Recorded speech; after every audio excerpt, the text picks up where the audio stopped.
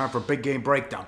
As always, live odds, sportsbookreview.com. South Regional, the late game, UCLA and Kentucky. Pick 165.5 the total. They bombed the under earlier in the week, a 4-point move on the under.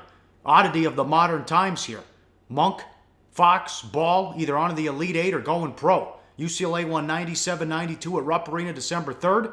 Bruins won the boards. It was close, though, 40-37, but shot much better, 53% to 41%. Ball wasn't great, 14 points, 6 rebounds, 7 assists, but 6 turnovers.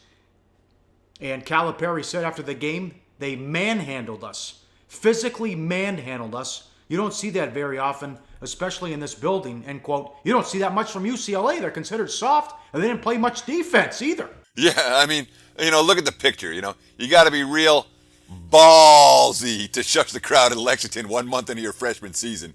But Lonzo already knew he could back that up, and that was just a month in. But you talked about the guys going pro here. Yeah, the Frosh, Fox, Monk, Ball, they're all one-and-dones.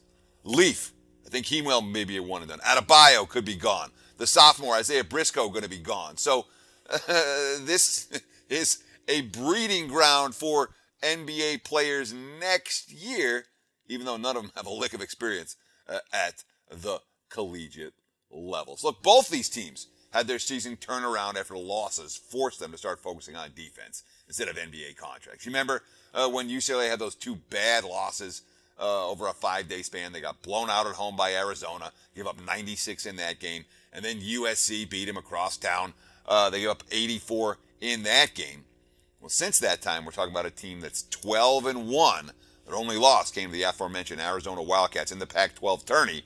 They did win at Arizona in that span. And UCLA's improvement, all about the defensive side of the basketball. Alford threw in some zone because they're a step slow on defense. Don't stay in front of opposing players well off the dribble. Still not great. Ranked 77th for the full season. 15th in forcing turnovers. 256 at guarding the 3 line.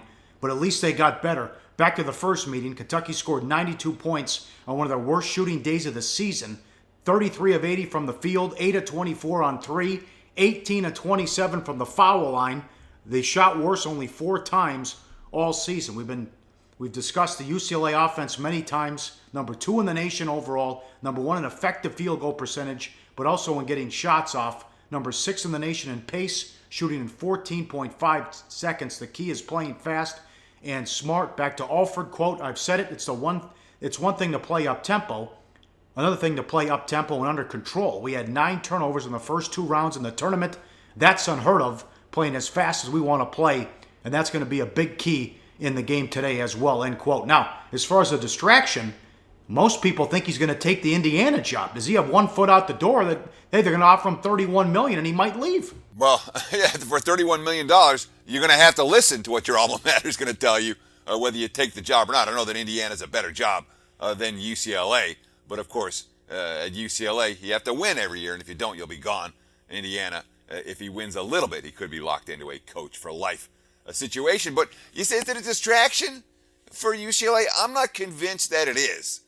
Hamilton and Alford, they're seniors. They're gone. Ball's gone. Leaf may be gone. So that's the key cogs for the team. They didn't really care whether he leaves or not. I'm not convinced that they do.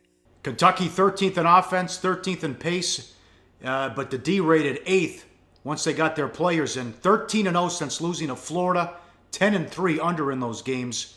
Cal wouldn't mind running with them in this one. That's good to know when you're looking at the total. Quote, we've got really fast players, so you try to play to your strength. A lot of people have slowed us down.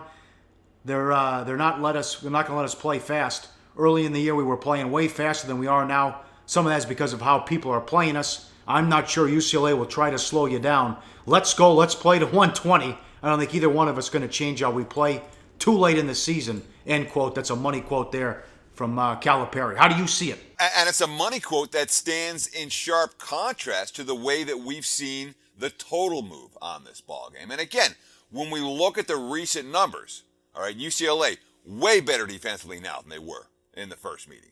We look at Kentucky, okay, as you mentioned, their defense is rated number 8. Once everyone's bought in, the last 10 games have been monsters. That game against Florida, they gave up 88 points.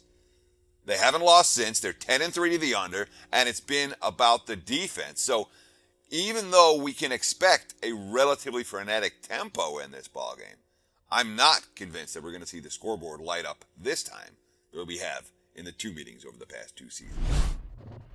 Hey guys, for the full video, go to sbrpicks.com. Hey guys, thanks for tuning in to our channel. Now, we've put a lot of work into producing all these free videos, so please help us out and keep all our content free for you forever by simply liking, sharing, commenting, and subscribing. Now, not to mention, a visit to our industry-leading website will warm the hearts of all our SBR employees, especially myself. Now, the links are over there to the left, so do check those out. Thanks for watching.